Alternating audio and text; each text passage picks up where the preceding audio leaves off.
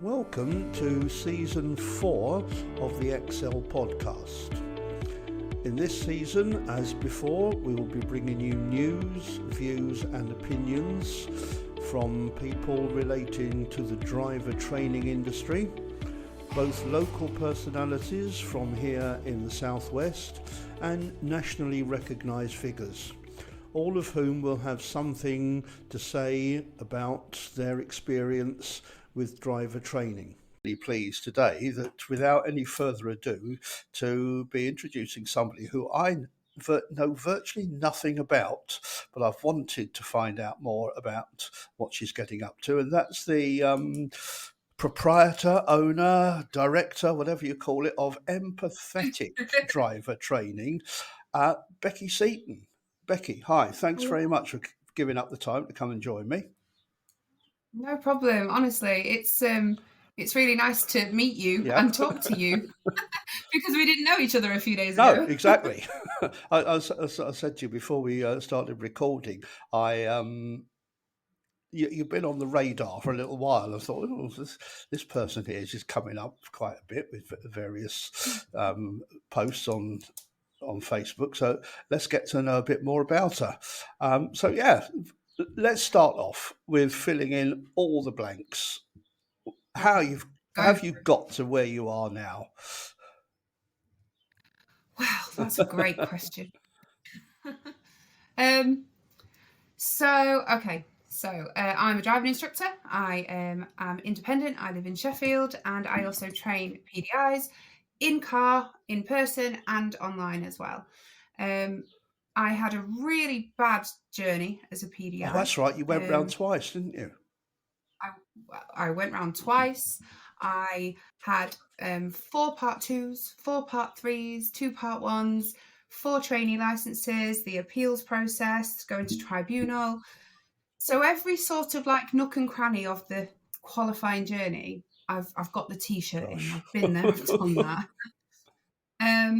And there was a lot of factors as to why that was the case. And one being my training, until my last attempt and I passed, my training wasn't what it should have been. And at the time, I didn't know that, obviously. At the time, as a PDI, somebody's saying to you, do this for an hour. Because when my first one was before COVID, so that's how long it was. You have people telling you, do this for an hour, drive 12 minutes away, waste some time, ask this question at this time, and do this and do that, and you'll pass.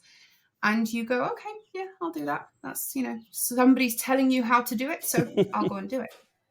And you accept it blindly, don't you? Because you don't know any different. That's it. You don't know, do you? So as a PDI, if somebody who you feel, if they've already got a green badge, they must know what they're talking about. So, oh, sorry. So if they're telling you this is how you should do it, you then go off and do it. But obviously I now know that those people had their green badges from preset tests and from older style and that kind of influence. Like me. So, like me. Yeah. Well, I then went for my second attempt. I was like, oh, I'm so close. I'm just going to book it again and go again. But we had lockdown 1 in between attempt 1 and 2, and first Part 1 expired in between attempt 1 and 2, so I had to then go around again and all that nonsense. So attempt number 2 went worse. I thought I knew what I was doing and it went worse. Attempt 3, which was attempt 1 on round 2. Right. So I'd gone round again. Part 1, Part 2 passed. Part 3, attempt 1 on round 2. I got the same score as my first attempt. So I was just kind of standing still at this point. And then I got some new training and finally kind of started to get it and started to understand and passed eventually. And I remember my examiner saying to me, he said it so calmly as well. He just went, yeah, well done, you passed. And I just went, sorry, what? And And he went, yeah, you've passed. And I went, no. And he went, you have. And I went, no. And I just didn't believe him. It was the fourth time I'd been there, and I was just expecting to hear, sorry, you've not been successful, and this is why. And I remember taking that pupil home, and I'd held it in. I'd took her home, and on the way home, I just started like screaming and shouting in the car. I was like, oh my God, I've done it. And that was great. Of course it was. That was what I wanted to achieve. It was amazing. And I'm a massive geek, Kevin. I really am a geek. I read everything. I watch everything. I'm horrendous with it. And I passed, and I said to myself, I'm still going to do all that. I don't want to not keep it up. And the more I did it, and the more I spoke to trainers, and the more I took part in CPD, the more I was like, oh my God, I get this. I do get it. But why couldn't I get it before? Why was it so difficult? And why were people giving me the wrong information? And now here we are. It's gone from that idea of I had such a crappy time. How can I help in some way others not have such a crappy time with it? And that's when Empathetic was born. Right. So you were clearly determined and set on doing this as a career, and obviously not giving up after the first time round. So it was always, I'm going to do this regardless. I'd had this idea to do this career 4 years previously, and stuff at the time stopped it. I actually went to I'm not going to name them, but it was a big company. They had invited a load of people that were interested to this conference room in this hotel, and we were all sat around this table, and they were saying, yep, and if you work 40 hours a week, you can earn your car and you can do this. I was like, oh my God. And that was kind of my first sort of knowledge on the industry. So at the time I was like, no, I'm not doing that. And then 4 years later, I actually tore all the ligaments in my ankle. I fell in my son's schoolyard, and I really hurt my ankle. I was on crutches for weeks. And I remember whinging at my husband. I was like, I can't do anything. I can't drive. I can't walk. I can't. And I said, you know what? When I can move again, when I can be active again, I'm going to achieve what I wanted to do. I'm going to do that. It was so, you'd think that I'd broken my back or something. All I've done is tore my ligaments. But I was like, I'm going to achieve my goals, and I'm going to. So anyway, so I started to walk again, and I started to be able to move again, and I got my DBS, and I went to the post office, and it just went from there. Great. It was always the career that I wanted. I always wanted to be my own boss. I always wanted to be able to not have to ask somebody to go to my son's nativity, and not have to ask somebody, to have the morning off for a doctor's appointment or anything like that. It was always the plan to do something like that. And I feel like I'm really good with people. I've always worked in customer service. I've worked with children. And yeah, it just worked. I was an awful driver though. We hear a lot from PDIs. We hear so much from PDIs who go, well, I like driving, so I think this will be the job for me. I was the worst driver. And on my first part 2 training session, my instructor said to me, why aren't you checking your mirrors? And I went, well, I'm not going backwards, am I? I don't need them. And that was training for part 2. Like, I was horrendous. I had road rage. It was awful. So when I have PDIs now come to me with maybe bad habits they've got over the year, and they're like, oh, I'm never going to get out of these habits. I said, you will. If I can get out of them, you will. So it was always the plan to do this. It's hard getting failure. It's hard bouncing back, but it makes you a good instructor, and it makes you really resilient as well, and strong.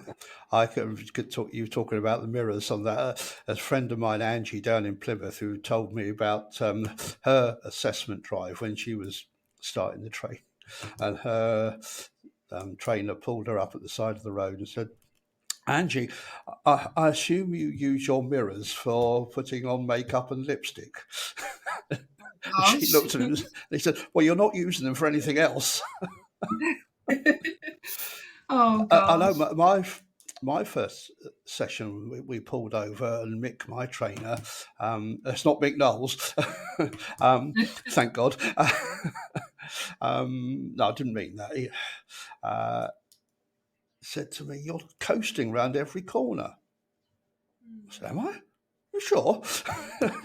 "Well, yeah, you are. Clutches down every time." Sometimes you just don't know, do you, until somebody does point it out to you. Yeah, the worst we've had is not me. My business partner had somebody, the local big Tesco in Exeter. It's about 200 metres from where the car park was that she and this prospective PDI were to the second roundabout. And this PDI, well, she didn't actually carry on.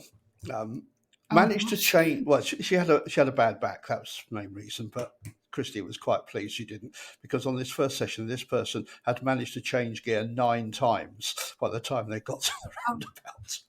Oh gosh! Wow. So there was quite a bit of that. But yeah, most people say, yeah, I like being with people. I like driving. I think, well, you're not going to be driving. Much of the time. Absolutely.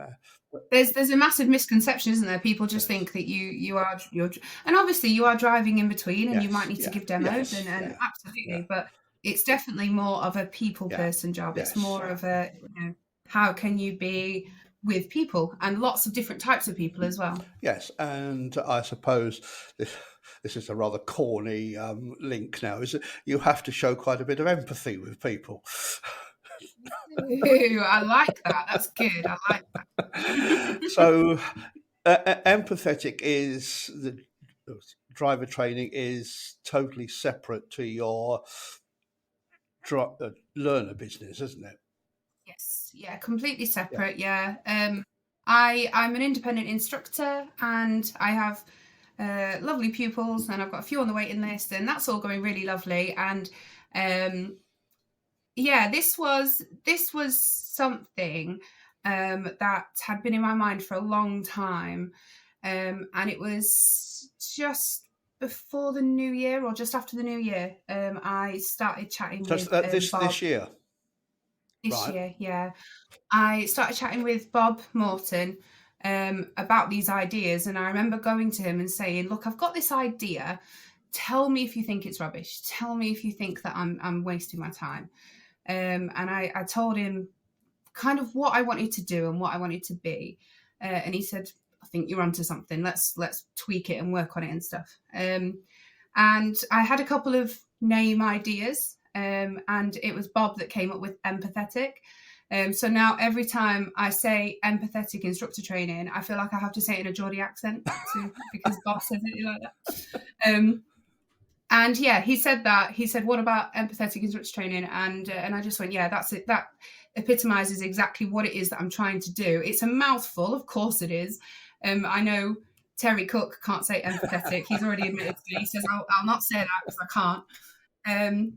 But it does just kind of highlight. And within 2 days of sort of launching Empathetic and just kind of saying to people, "I'm here if, I'm another option if you need me," I had so many messages from ADIs as well as PDIs saying, "Oh my God, we need empathy in this industry. Oh my goodness, what you're doing, what you're offering is massive. If you need any help." I've had so many people say, "Can I get involved? Can I help in any way? I want to be that as well for people." And that's fantastic. The more people that can be a voice and be a shoulder for people to cry on, or, just offer an empathetic ear to PDIs or ADIs who are struggling, the better, because it can be lonely. It can be tough. Yeah. It can be, it can make you feel like you're not good enough. Even ADIs, they have days. I work with some ADIs who are improving their skills, ready for their standards check that's coming up, and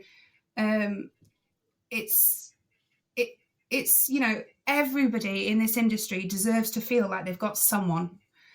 They deserve to feel like they're not alone. And there are some people who say, I'm in a franchise, there's 100 cars in this franchise, I've got a sponsor, there's a phone number, there's a WhatsApp group, but I still feel alone. Yeah. So I'm not just talking about the independent ones. Everybody deserves to feel like they can have somebody to speak to. Yeah, and I think it's also, to me, important that if they come to you, it's not just a one-way thing, because I firmly believe, and I like to think I do this with learners, is that they bring as much value into the car as I do, probably more, and it's just getting it out of them. And I've done a session with one of our PDIs this morning, and as we'll come to, because you've already been primed for what I'm going to ask you later. But she is very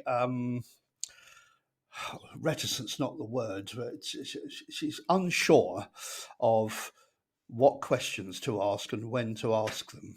So we had a learner today working with, so we're going to do a session on Monday, just the two of us, about that. But she's part of our franchise. There's only about 10 of us altogether, but we have a monthly Zoom, and there everybody can just say what they feel. Amazing. Nobody's actually criticised me and Christy for the way we run the business yet, but I think it is very much.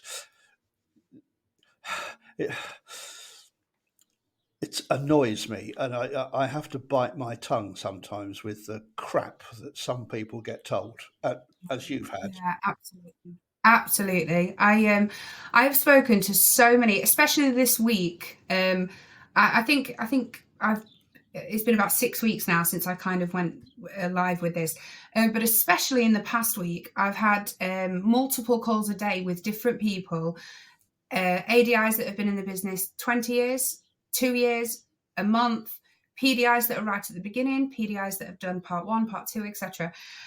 It's across the board how people are feeling. It's not just one or the other. And, the biggest thing that people feel is that they feel stuck and like they don't have any options. Yeah. A lot of the newer ones, so the PDIs more than the ADIs, they say, oh, well, my sponsor said this, and my trainer said this, and this must be the way to do it, and this must be the way to do it. And they don't know the options they've got available in front of them. Yeah. And obviously we know that it is there. It's on the government website. But if you go to one of the big schools and say, I'd like to be a driving instructor, and they say, okay, well, this is how you do it. Again, it's a little bit like what I said at the beginning. If you're a PDI and you've got someone saying this is how you do it, you wouldn't question them until it's too late and you've signed the contract and you're in it and you're thinking, this doesn't feel right, I'm going to question it now. And that's too late. Yeah. We need to, I don't know, somehow, I don't know what's going to change to change it from the beginning, so that PDIs from the off, when they come into the industry, they know all those options. They're not just sort of sold a dream and living a nightmare. Yes. I wish that there was some way to do that. And there might be, hopefully one day. I've got loads of big ideas in the future. Right now, what I can do is be there on the end of the phone, be there to help people, be there in the car, signpost people to people. So I've spoke to some people who are nowhere near me. And as we've already discussed, my geography is not the best. So when they say to me, I live in such and such, I speak to the people that I know that live lower than Yorkshire, and I say, are you close to this person?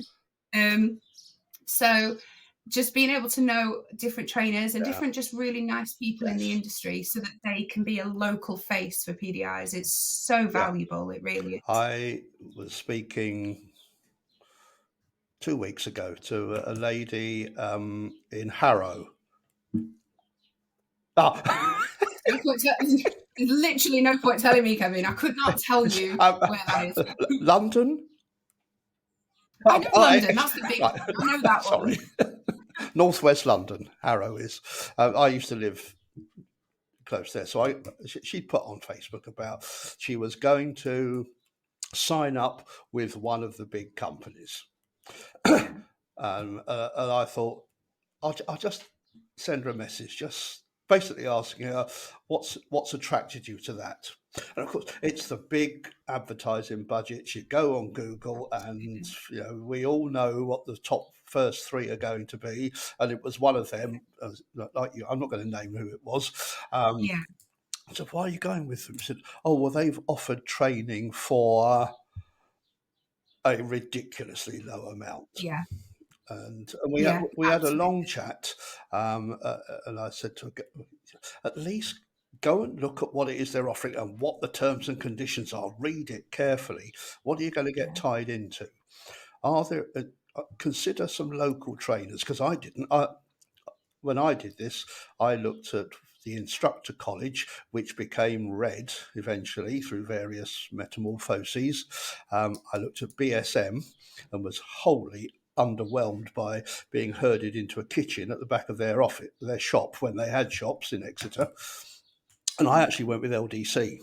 So my first experience of being a driving instructor on a pink license was at the Pontefract Masonic Hall. And who was leading the induction? Bob? That's the one. Yeah. So I've known Bob for over 17 years now, and I've got the scars to show for it. But Yeah. he Christy and I did an online session with him month or so ago, because there are so many people whose opinions I value, but he is always the number one for me.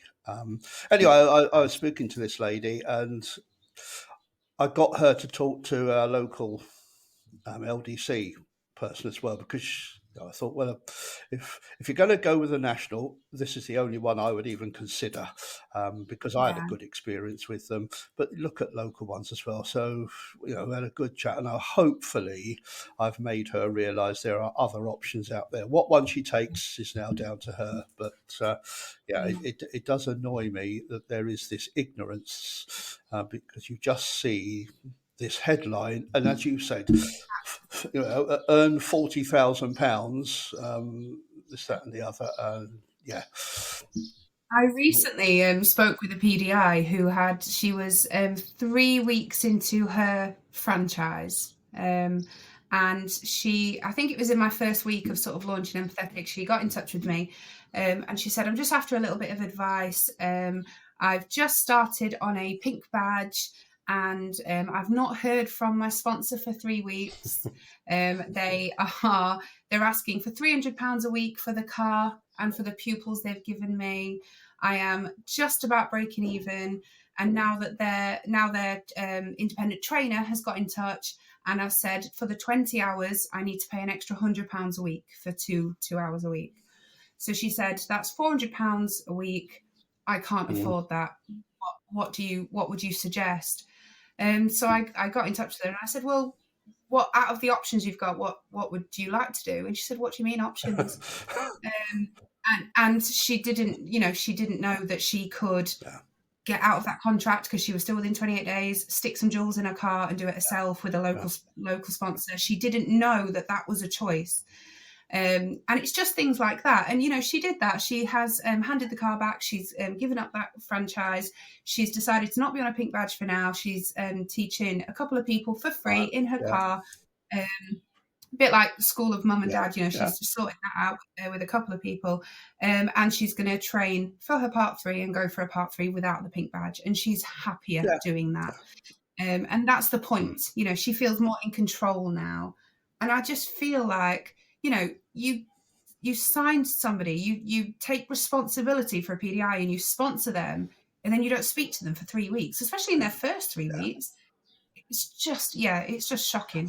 Absolutely shocking. The lack of support. Yeah, and another thing that bugs me that I've got realised far more is that it's compartmentalising part 1 and part 2 and part 3. You can do it, but you're not getting the full experience that you should be getting. Absolutely. And it's not the way it should be at all. Yeah, absolutely. And I did them all separately. so I, Nobody yeah, ever blended them for yeah, me. Nobody ever explained to me how they're so yeah, intrinsically linked.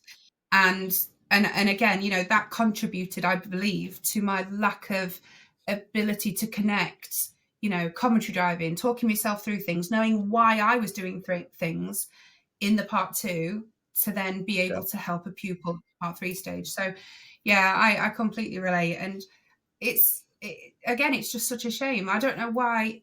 Uh, is it from preset stuff? Is it just that stuff is still so here? You yeah. know that it's still happening. But why is it still happening? I mean, that's the big stuff, isn't it? That's the DVSA that would need to put in some sort of, I don't know, you must do it this way, or you must get training from such and such people who must do it the correct way. I don't know. I don't know how they're going to fix it. Oh God, yeah. We Yeah. I've sort of put down at the end here, maybe a DVSA question marks. Maybe we'll get on to. We can't change anything, but No. well, maybe we can. Not you and me, but as you say, something's got to happen, and I think part of it could well be with some of the examiners who are from the previous regime for part 3 testing. Yeah, I can remember there's a mini dealer near us that years ago used to have a plastic mini. At least I assume it must have been a plastic one stuck on the side of the wall high up, and I was sitting in the back of part 3, and the examiner's driving, role playing. We're sitting at the traffic lights, and he said, "Oh, look at that mini on the side wall. I wonder how they got that up there." And I'm thinking, "Oh Jesus, no Yeah. learner even sees that, let alone comment on it." I know what he was trying to do. He wanted to get the PDI to get him to concentrate on. I thought, "Oh God, Absolutely. this is so divorced from reality," and I think there is still some element of that going on with some trainers as well. Absolutely. I mean, you say that though. You know, you could ask a pupil, you know, tell me the next speed sign that you see, and they'll miss every single one, but they will spot the magpies. Oh my goodness, they spot the magpies, don't they? Do you get people tipping their hat to a I magpie? don't get that. I I don't get that so much. We tend to be looking out for pheasants down here. well, I don't know if it's because I'm not originally from Yorkshire. I've lived here a long time, but I'm not originally from here. And I'd never heard of anybody saluting a magpie Good morning, until I Captain. started teaching. Yeah, and people started doing it, and I would say to them, "What the hell are you doing? What what are you doing?" And my pupils would go, "Oh, well, I'm saluting the magpie," and I'd be like, "Why?" It just Yeah, going I on can topic. remember doing because I had to come up to Pontefract for doing a lot of the audit training, and yeah, there was a lot of that going on in the training. Yeah. Crazy. Honestly, it's crazy. And obviously now, you know, we know that we can tell our pupils if you're looking for something, our brains are so clever they will spot it. So, you know, tell me the next time you see a yellow car, all of a sudden you'll see yellow cars. Tell me the next the next car that's the same as ours, and then all of a sudden you will see the same car everywhere. So yeah, I understand, but it's just strange. Except Yeah. except when you get what the learner I had 2 years ago, bless her, Nicole, who had a Fiat 500. So we used to play a game or spot the Fiat 500. So Bet they're everywhere, weren't they? they are, except when I spot one, she said, "Oh no, that's a Nissan Micra." I Oh gosh. "Nicole, that says FIAT on the side." Yeah, I'm scoring that one. So, Oh and god. then she would play the yellow car no return. Yeah, Except yeah. halfway through the game, without telling me, she's changed it to red cars. So no, you can't have yellow; it's Oh red. god. But it was a great laugh. You know, she was good fun. But yeah, now let's So when you get a PDI, or PDIs coming to you, is there anything, and we've probably covered this already, maybe, anything they ask you more than anything else? Any, Have you got any advice? That's the main thing yeah, that they ask. Have you got any advice? And it can be on a range of lots of things, but they will say to me, "Hi Becky, sorry to message, but I am in this situation. This is happening. This is how I feel. Have you got any advice?" "Hi Becky, I've just failed this. I got this. I did this. Have you got any advice?" The biggest thing is, have you got any advice? And of course, I've got advice, I've got options, I've got suggestions, I've got people that I can direct them to.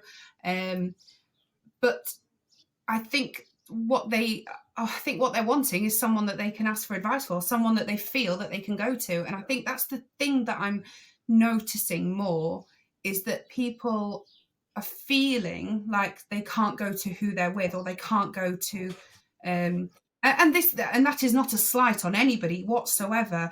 Sometimes you need an independent person. Yes. Sometimes you need somebody that you don't know. You need a fresh pair of eyes to listen to, or to I remember years and years and years ago, I worked at a coffee shop, and on my break it was really sunny, so outside I went and sat outside on a bench, and it was in a shopping centre, so there was like a few benches in one area, and I sat down and I was just enjoying the sun and whatever was going on in life at the time. You know, we've always got stuff going on. And this lovely old man came and sat next to me and just started a conversation. Just, you know, how's your day, Duck? How's things going? And I ended up pouring my heart out to this old man about this is happening in my life and this is going on. And oh my goodness, just somebody that didn't know me, somebody that could just be completely independent. And I will never forget that old man. That conversation was just so lovely. And I remember feeling better, getting it all out. And I think some of these PDIs that are coming and saying, have you got any advice? I think they just need that. Yeah. They just need someone to sound off to. And I've done a lot of one-to-one Zooms with PDIs, or coffee shops, or in the car and stuff. And sometimes you do just need to sit and have a cuppa with someone, or just sit and have a chat with someone. So I think that's the biggest thing I'm getting. Have you got any advice? And I'd like to think that, yes, I have. I do know what I'm doing. But if I don't, I will send them to someone that does. If I haven't got the answers, I'd like to think that I know enough people now in our amazing industry who I can signpost them to. I'm going to ask you a fairly controversial, well, not controversial, but forgive me for asking this. I feel like Jeremy Paxman at this point. You've been a qualified ADI since? For 2 years. Right. So how is it that people feel they can come to you with only 2 years experience? Now, I'm not being nasty about this, because I have an answer myself for this. But I've had imposter syndrome at the start of this year. I was, I had this idea that I wanted to be this kind of person for people.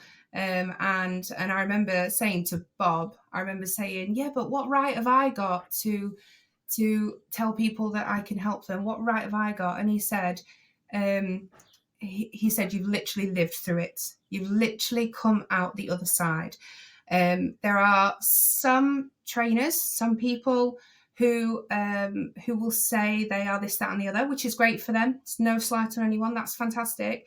But there's not many people that do say, do you know what? I was absolutely a failure. I got it wrong. I got it so wrong. Let me help you not get it wrong, kind of thing. And it's a little bit, like with our pupils, we need to make sure the balance in the car is equal. We need to make sure that the rapport is there and that they can trust you. I get sometimes from some trainers, when I was a PDI, there were some that I probably wouldn't have gone to, because I'd feel a bit belittled, and I'd feel a bit like, oh my God, they are so wow that if I go to them with these problems, they're going to laugh at me, or they're going to say I'm not good enough. Whereas maybe if I'd had someone that was a little bit more relatable, a little bit more approachable, I might have felt okay with phoning them in tears and saying, oh my God, I've had a really bad day. Can we have a chat? And that's kind of the person that I wish I'd had. So now I'm just trying to be that person for some people. And it must be doing something, because I am getting those phone calls from people in tears, and I am getting the text messages from people saying, can you give me a quick call? I need a chat. And I am getting people saying, have you got any workshops coming up that I can jump on, because I need help on questioning, or I need help on instructor skills. So it must be doing something right for the industry, which is the point.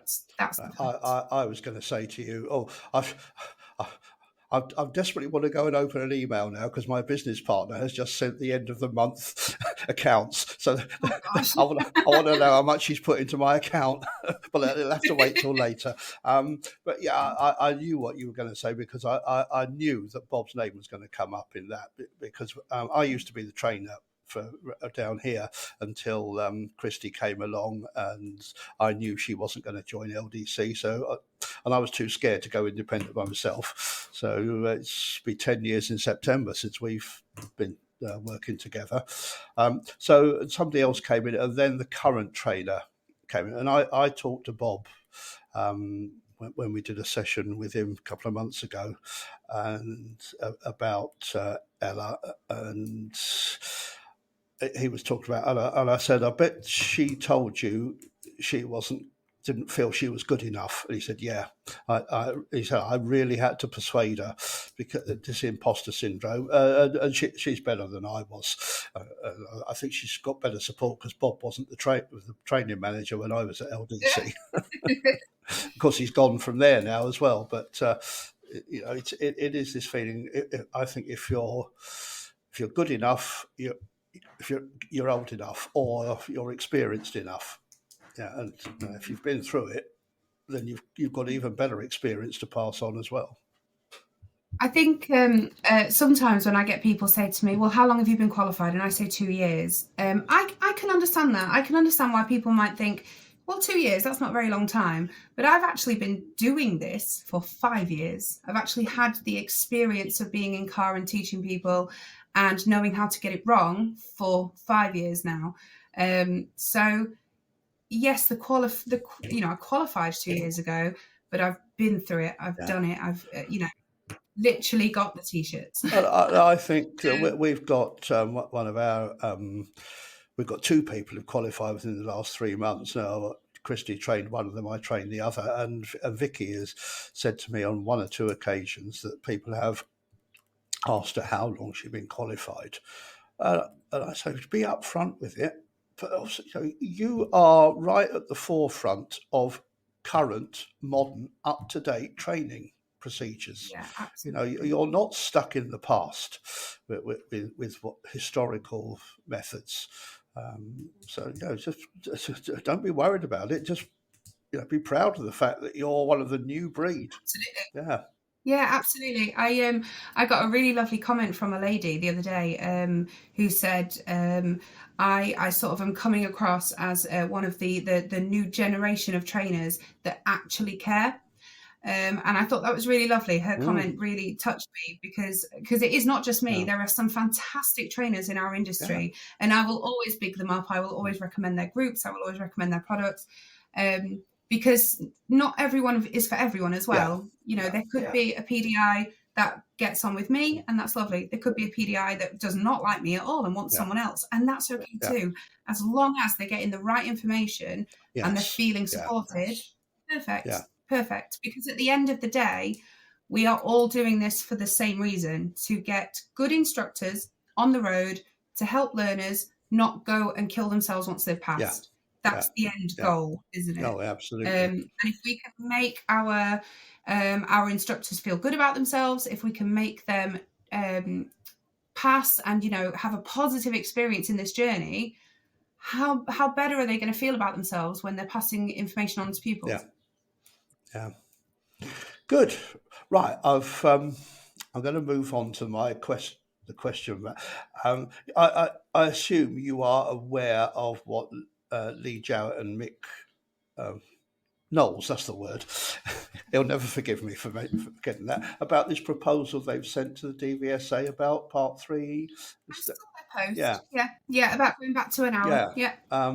Which is just one of the things that just maybe, could be influenced without having to go through Parliament to change this, that, and the other. Of course, that's never going to happen at the moment. Any thoughts on anything to do with the DVSA? And I might run a mile now. I'll just leave you to go for the next hour. No, definitely not. So I had a Part 3 attempt when it was an hour, and I had 3 Part 3 attempts when it was 45 minutes.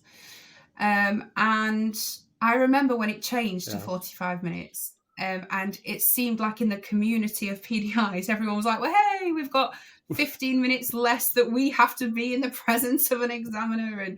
And everybody was like, oh my God, this is so much better. And the incredible Lou Walsh did the best video explaining what it was that the DVOSA were looking for, and that they never actually wanted a 12-minute briefing at the beginning, and they never actually wanted all of that waffle. And when she gave us some examples of how you can do that kind of recap conversation at the beginning and stuff like that, it was like, oh, okay, that makes sense. I get it. What do I think? Okay, so I think that we don't do 45-minute lessons. I actually watched a PDI recently, and he said, we're just going to do 45 minutes. And this was not a mock test, it was a lesson. He asked me to watch his lesson. And I said, why are you doing 45 minutes? And he went, well, my trainer said that I should only do 45 minutes so that I can time it. And I went, right, okay. And I just sat in the back and watched. So I think that we don't do 45-minute lessons. We tend to do hour and a half, 2 hours. So if we're doing an hour lesson and we are recapping what we did off last lesson, we're picking a really specific goal, we're structuring our level of help and what we're going to do around the goal, we're going off to practice it, we're checking our pupil, we're adapting stuff, we're finding new specific goals, we're going to go off and learn that.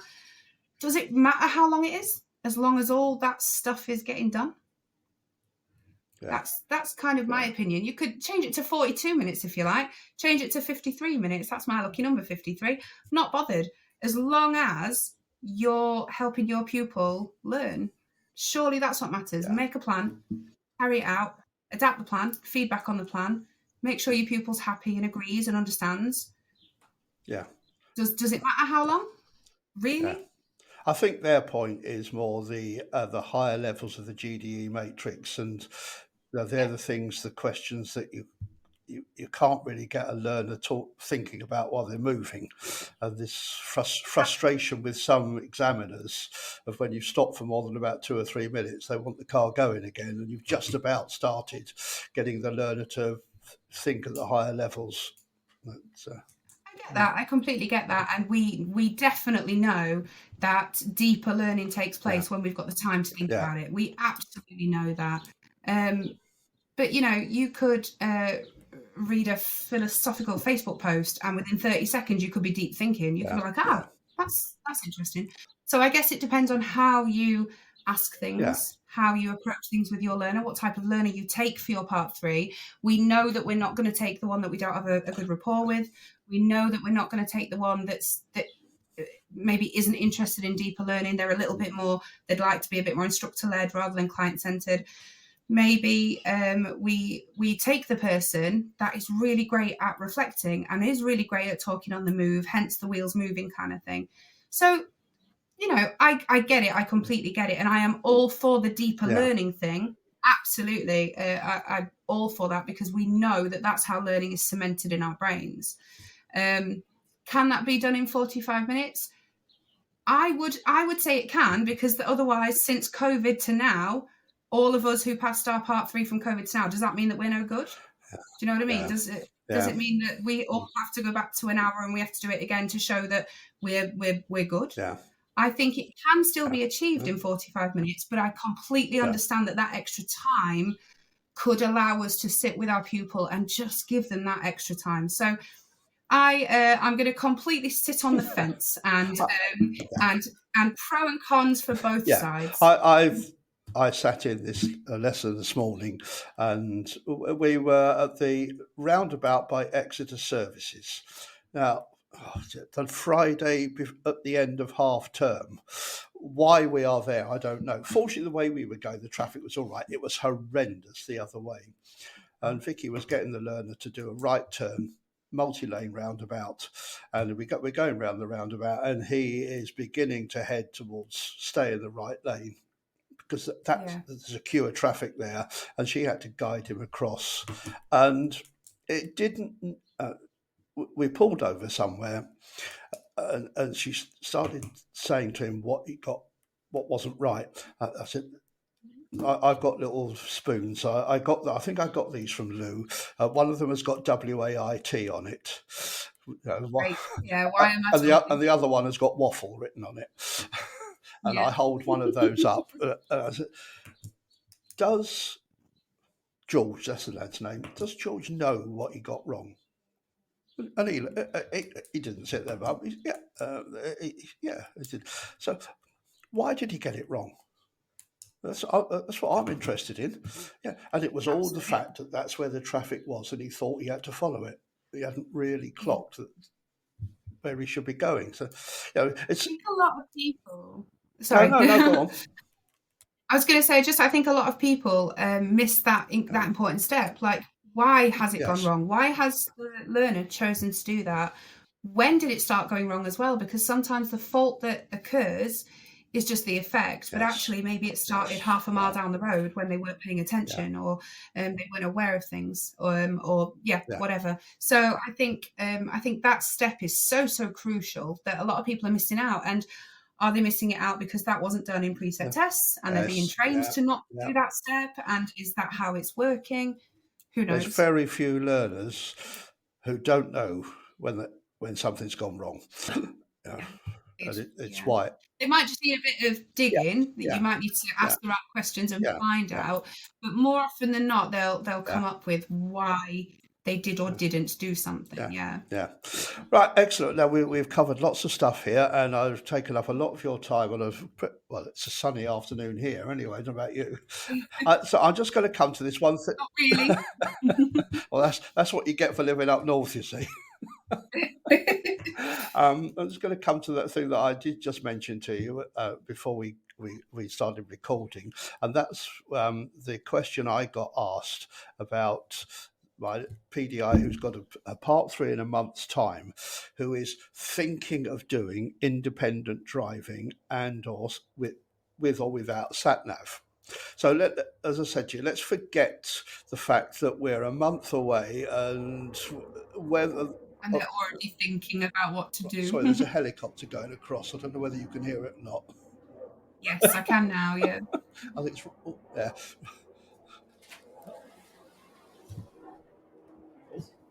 Sorry, the domestic staff's just walking.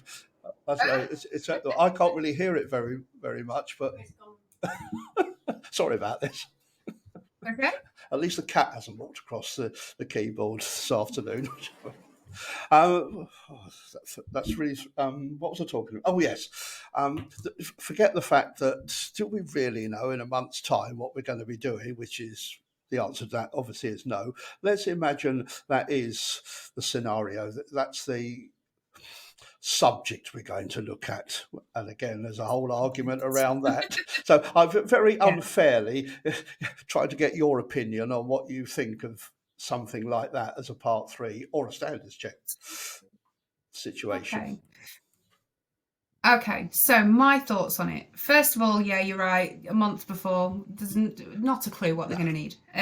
But let's say it was 10 minutes to the part 3, and your pupil has shown that they're struggling to follow the sat-nav. That's then a need. Yeah. Of course, that's a need. We can see that they need to know how to do that. Why do they need to know how to do that? Well, first of all, it's on the driving test. We use sat-navs flipping everywhere. It's well known that we need to know how to do that. Can we just stick a sat-nav on and say, follow that and I'll pass my test in 45 minutes? No, we can't. Of course we can't. Because that shows nothing to the examiner. Can we think about the skills that we need for following a sat-nav and exploit those skills with our learner by...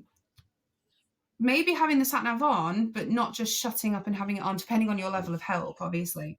So could we not potentially say, find out, first of all, why they're struggling at following it? You know, are they struggling to follow it because they're distracted by something else? They can't hear it. They're not looking at it. They're too busy thinking of something else. Finding out that reason can help you then know how to fix it. When you then know how to fix it, you can then go off and fix it. But ultimately, the goal is getting them to independently follow the sat-nav. And to do that, we would usually stop our level of help, let them independently follow it, and see how it's got on. Now, if it's let's go from this road to a specific tricky bit 2 minutes away, and you're going to independently follow it, potentially on a part 3, why not? Because you are then testing your skills. If you're saying, I'm going to stick sat nav on, it's 12 minutes away, over to you, independent, off you go, that's not acceptable. I would also think that purely because we are letting the sat nav do our job a little bit, I guess, you could just change it from sat nav to independent driving, following road signs. So we're still looking at the skills. I tend to, with my pupils as well, and I sort of say to PDIs as well, road signs and being able to follow road signs and markings is so much more important, in my opinion, than the sat nav. Because if the sat nav dies, what are you going to do? Yeah, yes. So as I had in France last year. Oh no! Oh God. Trying to drive through Bordeaux without the sat nav was fun.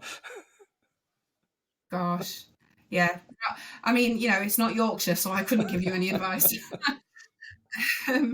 So I think, the skills that we use is our awareness, our anticipation of other road users, our planning of what we're planning to do, our judgment of how we can judge whether that's the correct lane, whether the road's closed, whether there's traffic there, do we go down that way or do we pick a different way? Knowing what the letters and numbers mean, what the hell does B6200 mean? Why is it there? What does the council mean by calling it that? What factors are we taking into account? So you could potentially, depending on how bad the fault is with the sat nav, you could potentially do a bit of sat nav.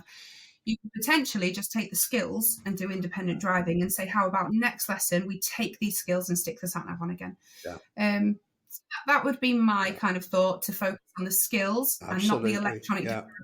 I knew you'd give that answer. Thank you. Because I've got a lady, she's 76, bless her, learning to drive. We did sat nav a couple of weeks ago, and it totally threw her completely. Everything else went out the window. And I just don't have a clue on technology. I'm horrendous with it. I'd rather follow a road sign. Yeah. So, but of course, the chances are she's going to get sat nav on the driving test. Yeah, it's a shame. Isn't it? So so there's a need there, but you can't just introduce it. So I'm ever so glad you said 10 minutes before, let's do something, or whatever it is before. That's the only way you'll know whether it's worth doing as a need, and what are the needs. Yeah. If a need pops up, why has that need happened? Let's go and get it so that it doesn't happen again. Let's work together to fix it. Yeah, absolutely. Lovely. Great. Well, I've sort of exhausted everything that I was hoping to cover with you, so I'm ever so grateful for all of that. I'm really impressed by. I've been scrolling through your website and all of this with the resources, and Mr. Morton turning up right at the top of the list there, because he is always my go-to person. There's plenty of others around. I've Diane Hall, San Harper, dear Lou when she was around, bless her. But we've got a hotel on the roundabout near us, near the test centre, and she and I had a lunch there, just the two of us, about 5 or 6 years ago, talking about all sorts of things. And I keep looking out there and wishing we could go there again, but at least she's got Colin with her now. Sadly for Blaine, but Yeah, absolutely. Yeah, absolutely horrendous. Sending so much love to Blaine and the family. Yeah, but anyway, I shall get all of this done, recorded obviously now, get it edited, and I'll let you know when it's going out, so that you can have a listen. It's been lovely chatting to you. It really has. Yeah, I'm ever so glad, and hopefully in the not too distant future we will actually meet up. Yeah, absolutely, definitely. I mean, I'll be at that expo in September. My problem with those, I didn't go to the one in 2 or 3 weeks ago, wasn't it? I didn't go to that one. Because we are season ticket holders at Exeter Chiefs.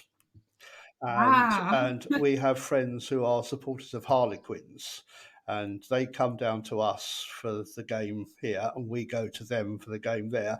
And it just happened that the last one in 3 weeks ago, the Harlequins were here that weekend, so I wasn't able to go. So a lot depends on the fixture list as to whether I get to the one in September. Well, fingers crossed. Fingers crossed. But it'd be really good to catch up with you in person at some point. Okay. Absolutely. Becky, thank you ever so much for that, and I'll just stop the recording now. Don't go away though when I stop it. Yeah, Okay, thank you very much. Thank you, Kevin. I'd really like to thank Becky for that really interesting recording. I hope that those of you who listen to it will enjoy it as much as I did speaking to her. For somebody who is relatively new into the profession, it was really interesting and encouraging to hear such clarity of thought, and the fact that she has so many ideas that she wants to put forward in the future. So I'm really looking forward to following whatever Becky gets up to in the future. Excuse me. You can find her more about her on the Facebook page, Empathetic Driver Training. And so once again, thank you very much for Becky and for you for listening to this. If you do enjoy the Excel podcast, there is a Facebook page. Do go and like and follow us there, and you can find out news of upcoming episodes. And just once again, thank you very much, and look forward to you joining me again next time.